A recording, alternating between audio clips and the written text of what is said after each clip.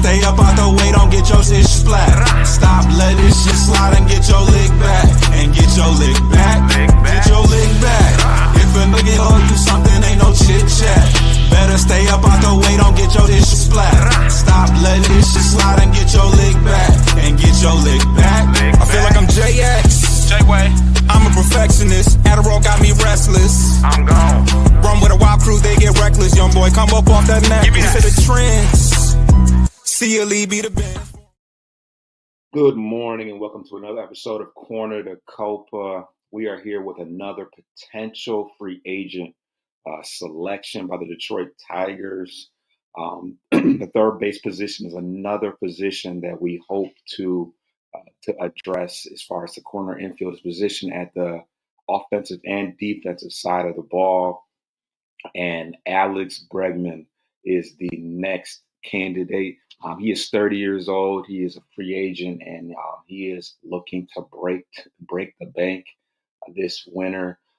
He is resetting the market by the third baseman that was originally set by Chapman, who received a deal from the San Francisco Giants, and now he is the hottest third baseman on the market, and he's pretty highly decorated. He is, as far as third base last year, that was held down by a committee of players, like many on the Detroit Tigers. So we had Vierling, Gio Urshela, and ultimately Jace Young was the everyday third baseman by the end of the year. That's obviously our young, highly touted prospect who moved over from second base once we made Cole Keith the second baseman of the future. So Gio Urshela is gone. Vierling is probably going to continue to be a super utility guy that's going to play corner outfield, center field, a little bit of third base when they need, maybe even first base. But we are looking for a established bat that we can put in the middle of our lineup to strengthen the team offensively. Bregman hit 26 home runs last year. He had a 260 average. He had 6 outs above average at the third base position, which was good for 91st percentile. So he is an amazing third baseman defensively at the age of 30. And he falls into that category of a Scott Harris guy. He's a guy that's going to control the strike zone. He has a ton of plate discipline. He's not going to strike out. He is going to make good contact, and not only is he going to make good contact. Now, I will say two things about him. One, he's not always going to make super hard contact, but he is a guy that has consistently hit for power. He's hit 20 plus home runs in the last 3 years. And he had 41 home runs the year they won the World Series, which is last year that A.J. Hinch coached alongside him. But yes, he is a two-time World Series champion. First time in 2019 alongside A.J. Hinch.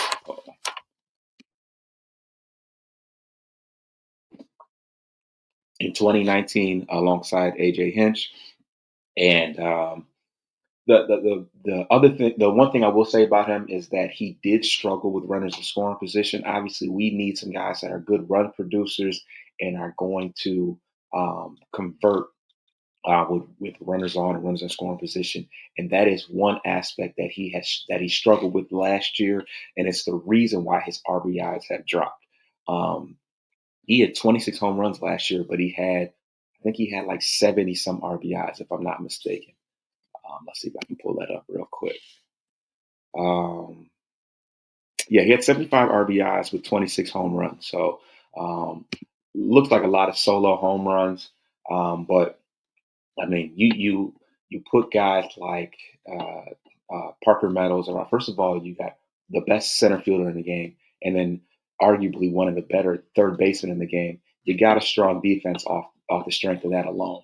But this is a guy that was described by Justin Verlander as one of the greatest baseball minds and the ultimate teammate. I mean, that's a salute from one of the higher regarded players in the game. Obviously, Justin Verlander pitched with us for a very long time. He won a Cy Young, and yeah, there may be an opportunity for them to both reunite in Detroit.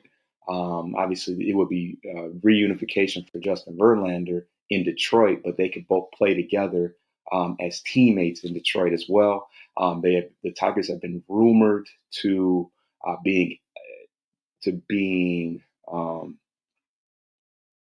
to being linked to Alex Bregman as somebody that we might be going after. We know that Scott Harris has preached to not blocking the development of young players. Jace Young is obviously a young third baseman of the future. So therein lies the conflict in that. But we will see what happens. He's 30 years old and he's looking for a big extension that will solidify him for close to the rest of his career, depending on how long of an extension it is.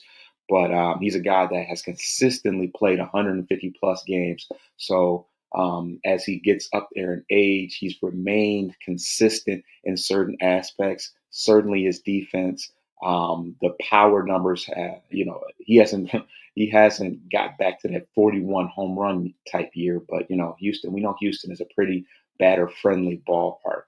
But I'll certainly take 26 home runs and a strong average out of him. So we will see. The winter meetings are almost upon us, and that stove is getting hot. And hey, if you're watching on the visual side of things, Bregman looks all right in that blue and orange, and we know that those are classic colors. So yeah, I think he will be a great addition to a team that's already heading in the right direction. AJ Hinch has already coached with him. He's already won big games with him. So we'll see how things go. Please subscribe to Bleachers and Speakers on YouTube and Corner to Copa on all audio aggregators. Me and Coach got a show for you coming this week where we're going to kind of break down everything that is new around the league and with the Detroit Tigers. I'm out.